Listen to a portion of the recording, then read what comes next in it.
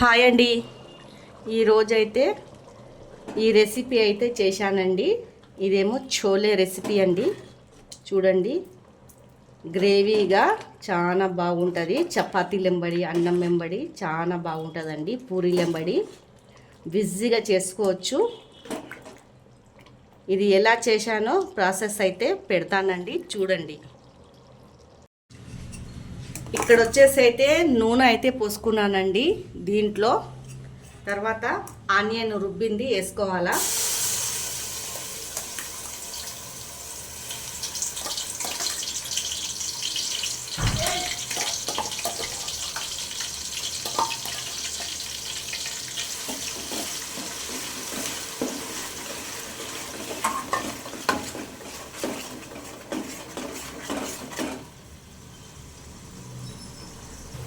ఇది గోల్డెన్ కలర్లో వచ్చే వరకు బాగా ఫ్రై అయితే చేసుకోవాలండి. ఇది ఆనియన్ నేను మిక్సీలో అయితే రుబ్బుకున్నాను, ఎందుకంటే గ్రేవీ బాగా వస్తుందండి రుబ్బుకుంటే.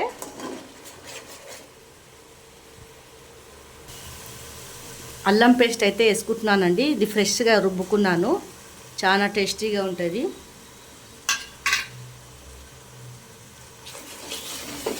అల్లము ఆనియను రెడ్గా ఫ్రై అయిపోవాలా.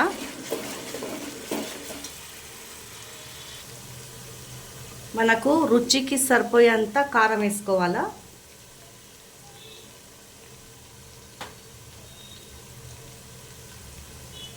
పసుపు అండి.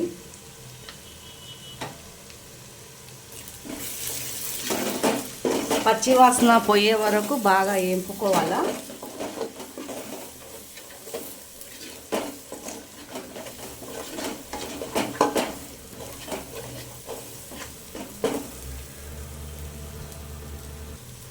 తర్వాత టమాటాలు వేసుకోవాలండి. ఒక 4 టమాటాలు తీసుకున్నాను, గ్రేవీ బాగా వస్తుంది. ఒక 4 తీసుకోవాలా.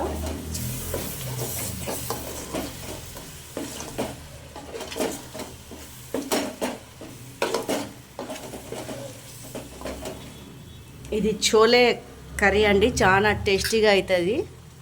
మనకు రుచికి సరిపోయేంత సాల్ట్.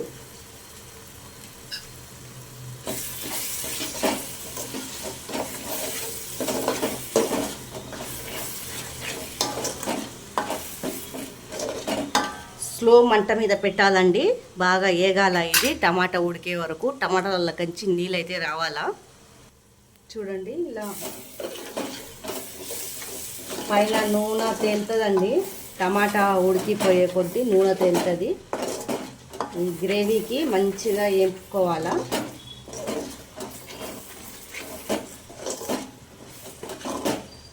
ఇది పూరీలెంబడి, చపాతీలెంబడి అయితే చాలా టేస్టీగా ఉంటుంది. మళ్ళీ అన్నం వెంబడి కూడా బాగుంటుందండి కర్రీ. చూడండి, టమాటా అయితే మెత్తగా అయిపోయింది. ఇప్పుడు దీంట్లో ఉడకపెట్టిన బఠానీలు అయితే వేసుకోవాలా.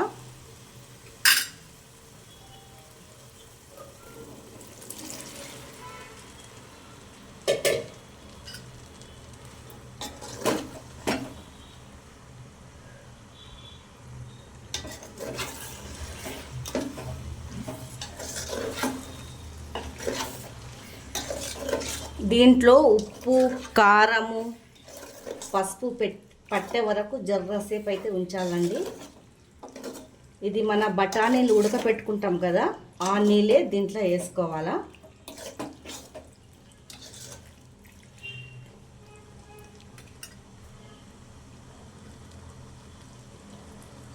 నేనైతే బఠానీలు ఉడకపెట్టిన నీళ్ళు అయితే పోసుకుంటున్నానండి. తర్వాత మనకి గ్రేవీ ఎంత కావాలో అంత కొద్దిగా ఇంకా వేసుకోవాలా.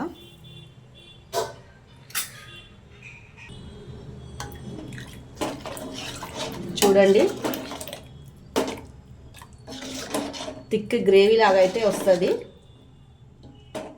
ఇప్పుడు దీన్ని అయితే జరసేపు మూత పెట్టేసి ఉంచాలండి ఉడికే వరకు, ఒక 5 నిమిషాలు. ఇక్కడ వచ్చేసి అయితే మూత అయితే తీసేస్తున్నానండి.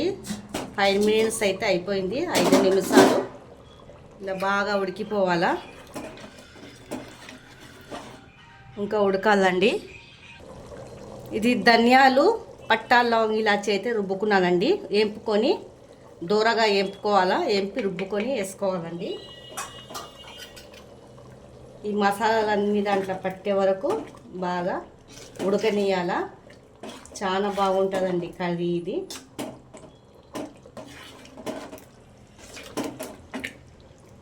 ఉడకనియాలండి ఒక 5 నిమిషాలు.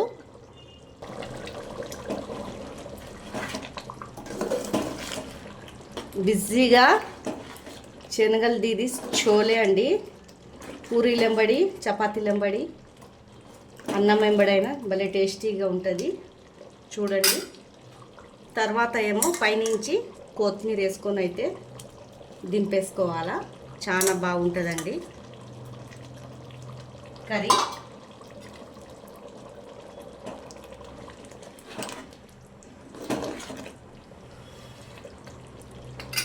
చూడండి, మీరు కూడా ఒకసారి ట్రై చేసి అయితే చూడండి, చాలా టేస్టీగా అవుతుంది.